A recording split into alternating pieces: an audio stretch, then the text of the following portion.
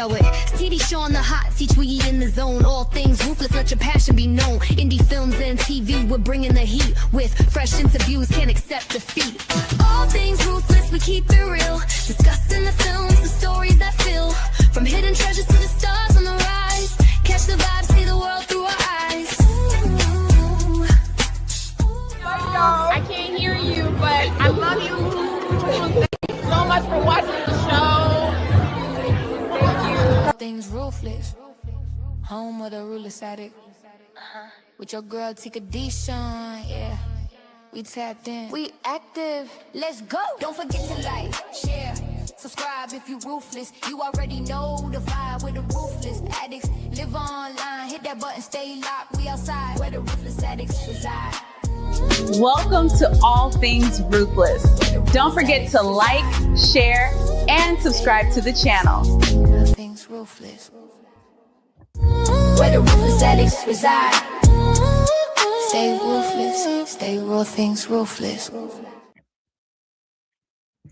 Hey, welcome to All Things Ruthless, where the ruthless addicts reside. It's your girl, Discusion, and we're here to dive into Tyler Perry's Zatima, Season 4, Episode 13, entitled Drive Me Crazy. Anyway, I'm just saying, they was all crazy, okay? But I was here for all the shenanigans, all of the shenanigans indeed. Before we get into it, I found out today that one of my favorite rappers that I grew up on back in the day, telling my age, passed away. So real quick, I just want to take a moment to say rest in peace to the one and only Rob Bass. He passed away from cancer. Of course, you know, a lot of people, celebrities, they don't really let us know as soon as they get sick with cancer or, you know, anything like that. And then we find out after the family lets us know that this person or this individual ended up passing away. So again, rest in peace to the one and only Rob Bass. I want to take a quick moment just to play this and then I'll be right back.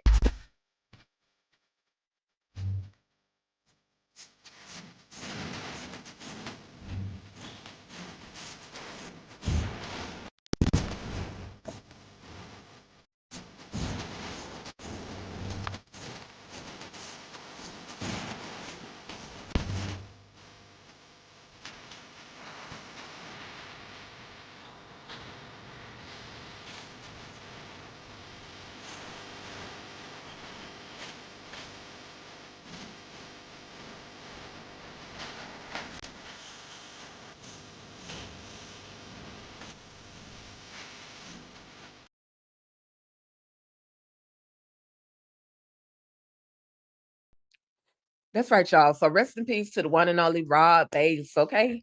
I got a little story, a little quick story to tell about Rob Bass because when I was in the Army, I was stationed in what they called, I know they've changed the name now, but it was Fort Lee, Virginia, and it was AIT, and he came to perform for the soldiers, right? And I was lucky enough that I was able to actually sit down in his little VIP section with he and his group. DJ Easy Rock was there as well. And you know, it was just a cool experience. I think he was literally one of my first celebrities, artists, entertainers that I had ever met in my entire life. So I was super excited for that moment. It's a moment I'll never forget. My drill sergeant allowed me to go and sit in the midst of these people who, you know, I had just heard on the radio. So again, rest in peace to the one and only Rob Bass. And I'm praying, sending love and prayers to his family, okay? And the rest of the fans that loved him so much, okay? All right, y'all. So again, we're definitely here to go ahead and dive on into Tyler Perry's Zatima. And I want to thank Demetria Richburg for tapping in and saying hey to the girl. If you're watching this, go ahead, tap in, show some love. Let me know that you are here by saying hello or even tapping the like button and sharing this out, spreading the word that we're here to talk about Tyler Perry's Zatima, okay? So let's just get on into this thing, okay? Give me just a second. Let me share the screen over here for y'all because, as always, it's some shenanigans, okay?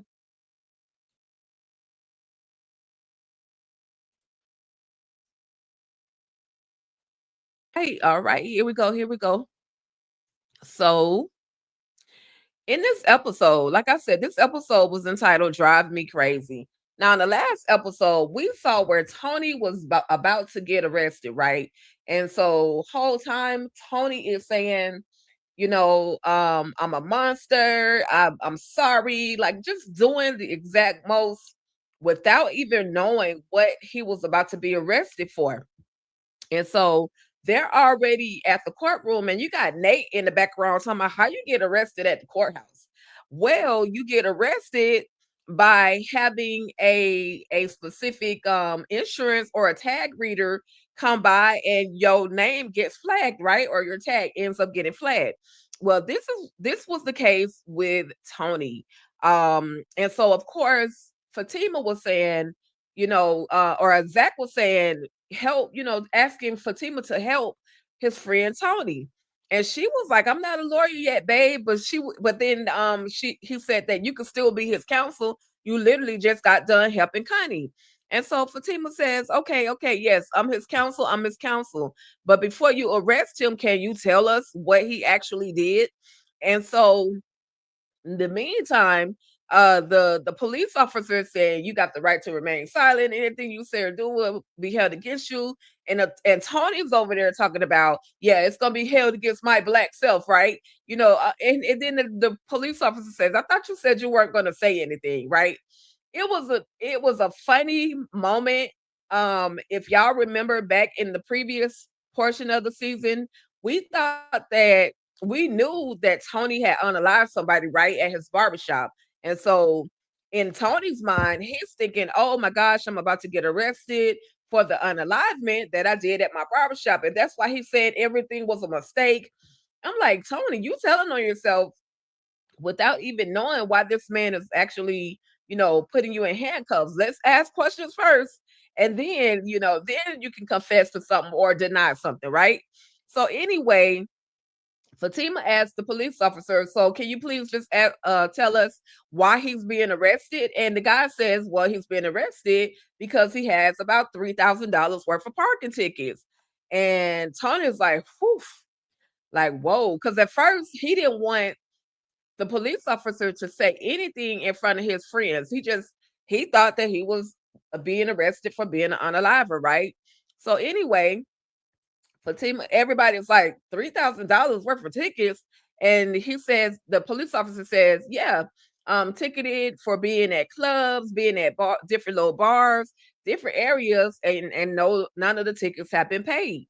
And Tony is like, I've never been to any of those places.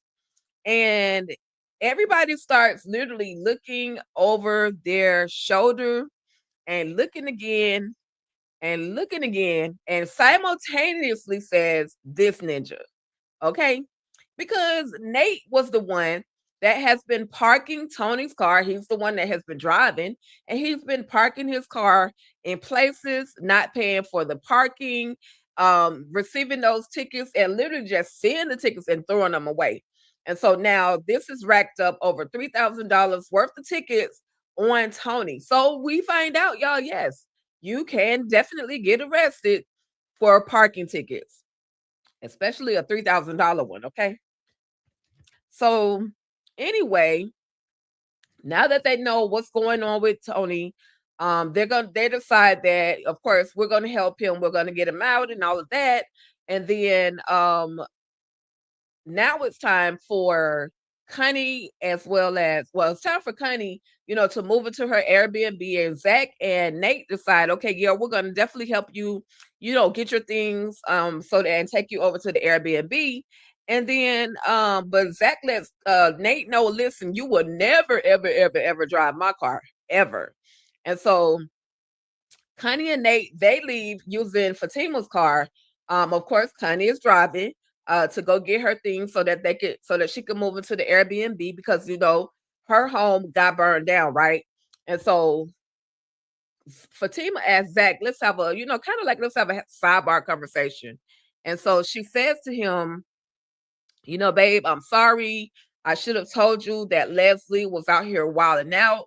Now I'm about to go get this protection order. So that way, if we have to pop off on Leslie, excuse me, y'all, you'll be protected and I'll be protected as well. So I think Leslie needs to mind her P's and Q's because she may end up popped, literally. That protection order protects Fatima, will protect Fatima and Zach from anything that happens between them and Leslie.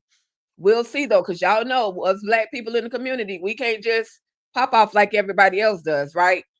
But that's the purpose of her going to get that protection order. And, you know, in the midst of all of that, we already know that Zach had hired Fatima this bodyguard. And so, you know, he's saying that he had jumped the gun with getting the bodyguard, but you know, stop holding things from me. Tell me when certain things happen, or I'm gonna overreact. And I've been saying that since for the longest. Just tell him, you know, he gonna have to figure out how to handle it at some point. So just tell them what's going on. So anyway, we got Sean in the parking lot who is mad thirsty and wants him some Angela. But I don't know. Well, we're gonna get to why Angela acts the way that she does. And I'm glad they finally revealed that answer, because she was just straight up getting on my nerves with this, right? So anyway, Sean pulls up into the parking lot and he gives her some flowers. And she's like, "Oh, this is so sweet," right? She likes the flowers, right? But then these girls walk by and they smile and they see her and it's like, "Oh, it's so cute." Like they're happy for her. But then she all of a sudden gets embarrassed. She says that you embarrassed me. And I'm like, "Girl, what you mean she embarrassed you or he embarrassed you? Like, don't women like to receive flowers? Like, what is going on? What just happened? A minute ago, you were excited, and now all of a sudden, you switched, and now you don't like it." So anyway, you know, she's telling him, "Listen, you're not my man. You're not gonna be my man." You know the way that Angela knows how to be so disrespectful towards men. And Sean who has the right, he takes offense to this and he's like, "You know, I'm just trying to be a good man and trying to be your man. I'm not giving you, you know, I'm refraining from sex. So it's not all about sex, right?"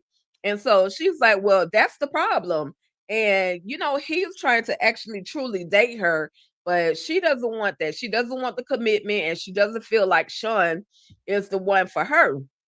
So Fatima sees her and she's got this whole little attitude on her face, this real pissed off look. And then, of course, Fatima sees Sean walking away and she's like, "Was that Sean?" And, "Oh, you got flowers." And, you know, of course, Angela is just not happy. So Fatima sees this, and so they go inside of Fatima's office and they have the conversation.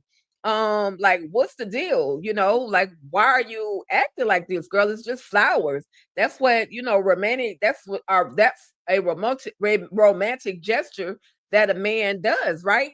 And so Angela is like, finally, no, there's a moment where she says to Fatima, "Well, everybody's relationship is not perfect like yours and Zach's." And Fatima's like, "Girl, you know good and well for yourself, Zach's and my relationship is not is not perfect, but we're working on it. We're trying." What's the theme song? Love ain't perfect, but we still working, right? So Angela is just straight up in her feelings. And so she finally expresses herself after getting a little attitude with Fatima. She finally expresses herself. She says that she doesn't feel as if she deserves these flowers. And then she feels like these men only want to use her and then they'll turn around and hurt her. So she obviously has some insecurities.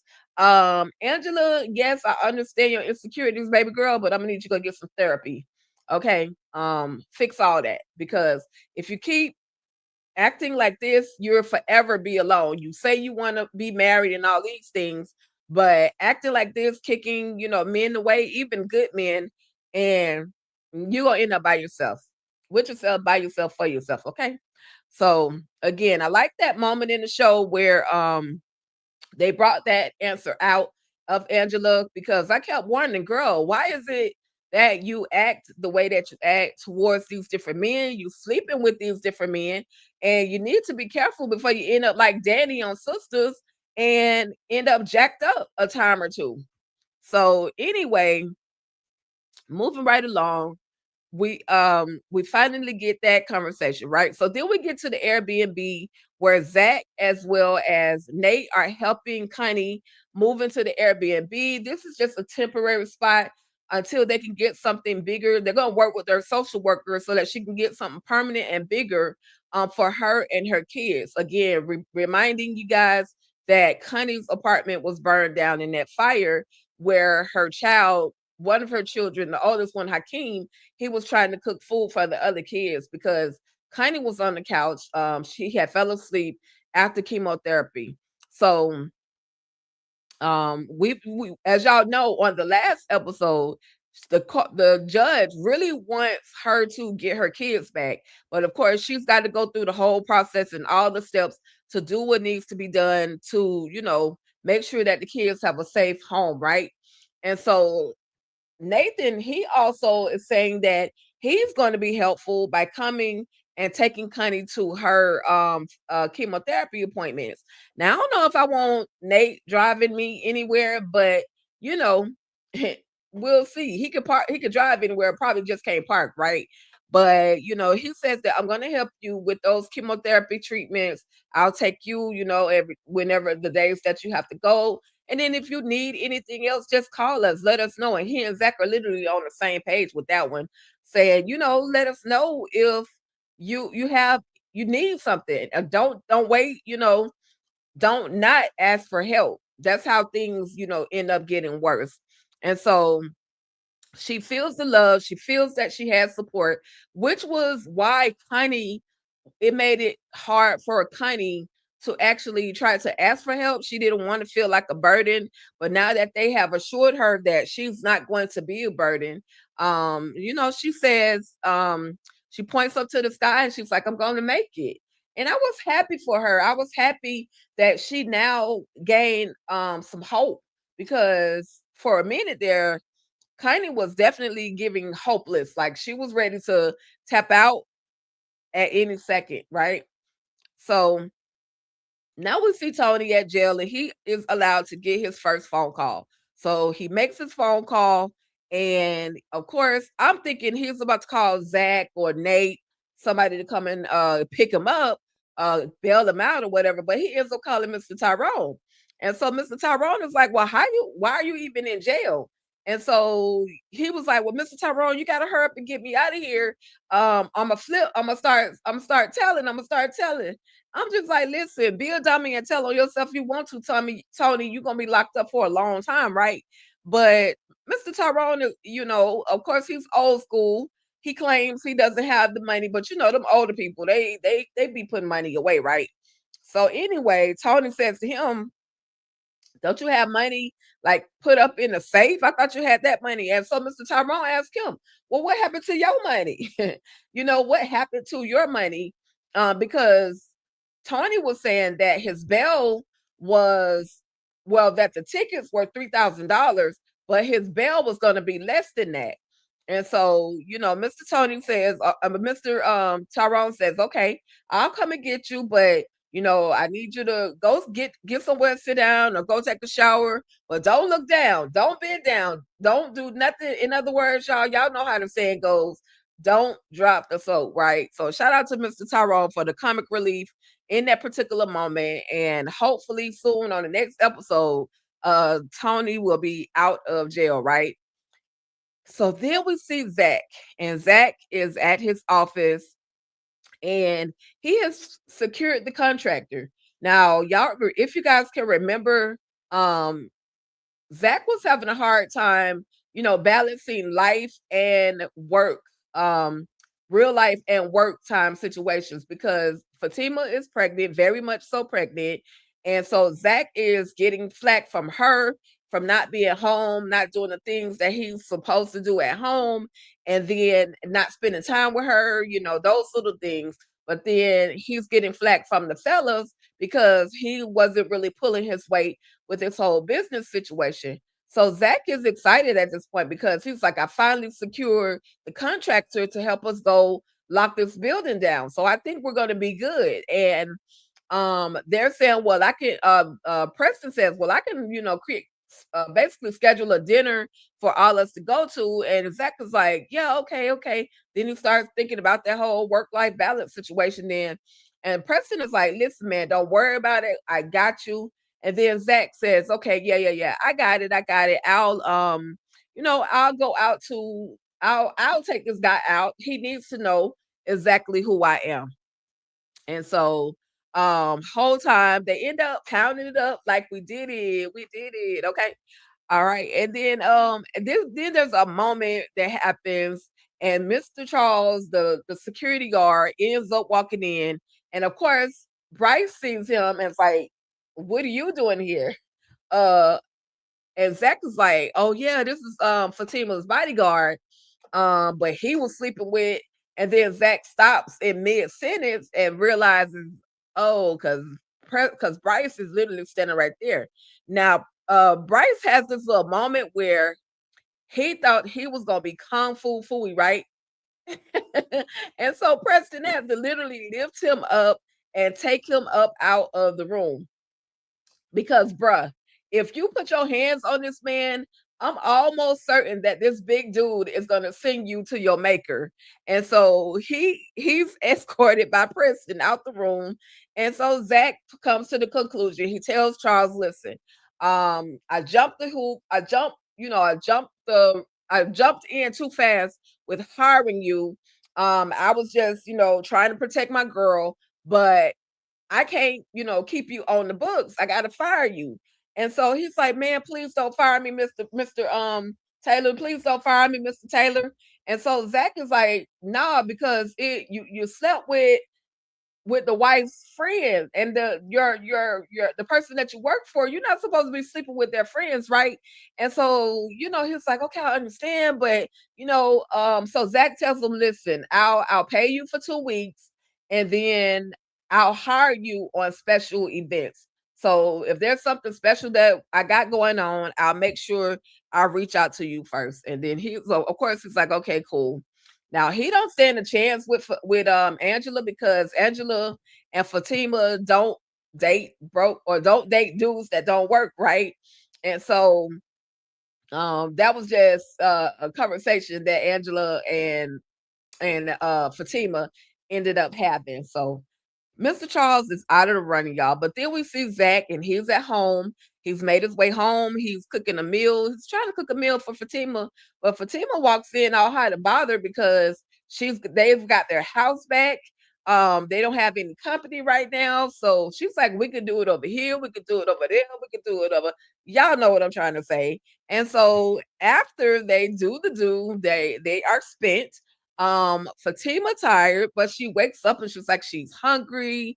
And Zach wakes up, or Zach is in the middle of sleep, right? He's in the middle of sleep. He's not really trying to be interrupted because I guess he clearly put it down, right? And so Fatima's like, I'm hungry. Zach, go ahead. I'm hungry. He's like, okay, I'm gonna cook you something in a minute. Even though he's saying he'll cook her something in a minute, he's still very much sleepy, right? And so he finally, after she nudges him 1 or 2 more times, he finally kind of wakes up enough to where he starts hearing some rambling, and he jumps up like super fast, and they both jump up like, what is that? What is that? So he reaches into the drawer and he pulls out the blicky, right? And then he goes to see like where the sound is coming from. And then they see that a brick had been thrown in their window. So that was literally the end of the episode. When I tell you, you guys, these episodes have been extremely short. This episode was literally 26 minutes short. I need to know who's on the editing room floor. Why are y'all cutting these episodes the way that you're cutting them? I'm so confused. And y'all are driving me crazy because we need more. We need more meat and potatoes to these shows. But anyway, are you guys checking out Zatima? I'm just asking. Are you guys checking out Zatima? How do you feel about Zatima? Is this season, or this remainder of this season, worth watching? And it's just a real question. I'm here for it. Clearly, I'm here for it. I've done a a play-by-play recap. I've done a live play-by-play recap of it. Haven't made it to a panel yet, but I'm here still talking about it. So let me know. Let me know how you guys are feeling about Tyler Perry's Zatima. Okay. I just want to know, are you all in? Are you still in with Zatima? Who's your favorite character on Zatima? If one character had to leave the show like right now, who would that character be? If there was a situation that needed to be revealed, which situation would that be? For me, the situation that needed to be revealed is the situation with Tony. We never saw Tony unalive that young man at his barbershop. However, he has been going to the grandmother or the mother of that young man and giving or leaving money on their porch, right? So I want either Tony, the grandmother, to either finally see that Tony is putting this money on her porch or her doorstep, or I want to see where Tony, they kind of give us a play by play of what actually happened. Like show us what actually happened between Tony and that young man, right? So let me know you guys' thoughts on that. As far as if there was one character that I could literally live without on this show, I think it would have to be Nate, because Nate is always in some ish. Like he's always creating problems for other people. He literally serves no purpose but to cause havoc, create more havoc, and just work on everybody's nerves. Now, whether he has volunteered to help Honey with her, chemotherapy rides and all of that stuff, but he's a character that I could do without. This ninja, okay? With that being said, let me know again. Let me know you guys' thoughts.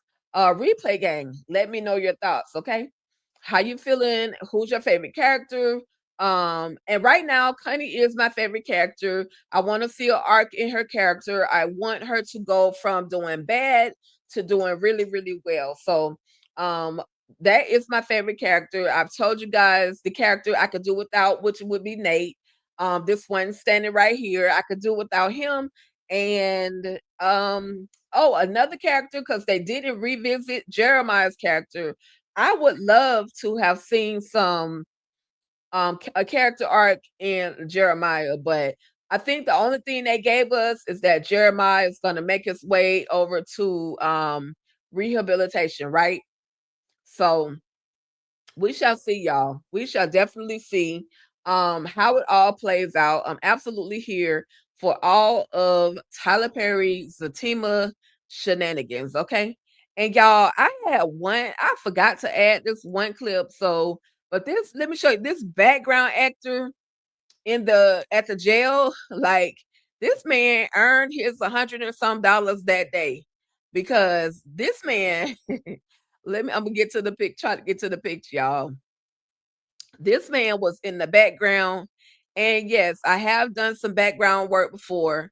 And so, sometimes you can overdo it and sometimes you can underdo it.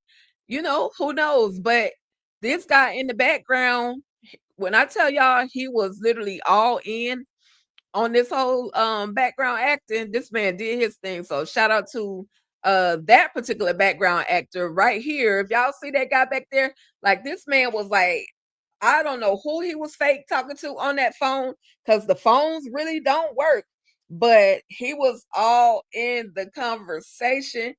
Listen, whoever got my money, I need you to come and get me up out of this jail. Like that's the energy that he was giving me, y'all. So salute to that man in that background role. Listen, inmate, prisoner on the phone, right? Okay. I'm not mad at that at all. Do your thing, sir. But anyway, you guys, just a quick recap. Not going to hold you too long. Just want to thank you guys so much for tapping in, tuning in, Kick Which Girl, Ticket to Shine, right here at All Things Ruthless, where the ruthless addicts reside. If you're new to the channel, finding me for the very first time, please go ahead, hit that subscribe button. If you like what you see, hit that thumbs up. And if you want to know more, tap that notification bell so that you can receive the reminders of all new Ruthless contents, okay? Read your comment real quick. Demetrius says, I'm watching still, but it felt like a filler episode. The start a topic and never go back. Oh, they start a topic and they never go back to it, like Tony and the person he killed and the grandmother getting the money. Exactly. See, we're on the same page, right? Because I want to know. I need them to, follow up with that. Give us more, not just Tony being in jail, but give us more to the story. Now, maybe when I don't know if they're going to even really talk about the full thing with Mr. Tyrone, because really right now Mr. Tyrone is the only one that is aware of, what's really going on with Tony. If not, Tony gonna mess around and tell on himself at some point, but so far he hasn't. But yes, that's what I want to see. I want them to finish that storyline, go back and talk about it. Don't forget. So if Courtney Glade, writer of Tyler Perry's Zatima, is paying attention, please, sir, I hope that you did not forget to finish up the storyline for Tony and him unaliving this young man and him also taking that money to the grandmother. Thank you, Demetria, for your comment, as well as letting me know that your Connie is your favorite and least favorite is Bryce. Okay, so we got one in comment. Connie is my favorite right now as well. And yeah, Bryce is annoying. But that's Angela's fault because she keep playing in that man's face. Oh, we can be friends. No, we can't be friends. We can be friends. No, we can't be friends. You got to stay in the boundaries. I'm like, girl, just let him out your life so that he will not keep messing with you the way you think that he's messing with you. But yes, I agree. I got you. I appreciate you, for responding, Demetria. Okay. All right. Well, I know this was a very quick live, but it doesn't take that long to talk about Tyler Perry's Zatima. So with that being said, I want to thank you all so much for tapping in, tuning in to Tyler Perry's To All Things Ruthless, where the ruthless addicts reside. Okay.